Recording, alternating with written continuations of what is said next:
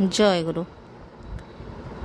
आज आलोचना प्रसंग रे इष्ट को चाहिमा माने कौन हुए।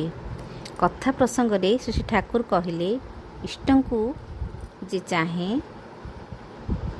से प्रीतिकर अप्रीतिकर सुविधाजनक असुविधाजनक सबु प्रकार उपादान को ही इष्ट स्वार्थ प्रतिष्ठार अनुकूल कर तोले।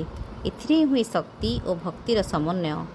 जे भक्ति बाधा को जय करने को जाने ना से भक्ति शक्तिहीन आउ तार भक्ति नाम जोग कि ना कह जाए ना। केवल निरोला निर्झंटा भावे मनर सुखरे जप तप करने भितर दे भक्ति सिद्ध होबार नुहे।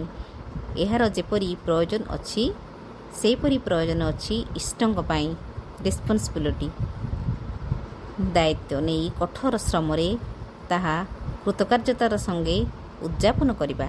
इष्टों पाई मुंड खटाइबा हुए, देह झाड़ाइबा हुए, निजक अक्षत रखी अग्निर समुद्र पार करने हुए।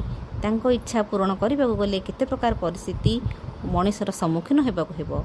निज उद्देश्य अतुट रही सबुकिछि को मैनेज और परिचालना और नियंत्रण करी समस्तंकर कल्याण को अवधारित करी पारस्परिक प्रीति संगति को सरल करी धीरे धीरे अग्रसर होबाक हेबो।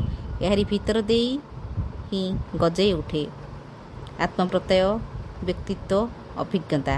आलोचना प्रसंग 10 खंड। जय गुरु।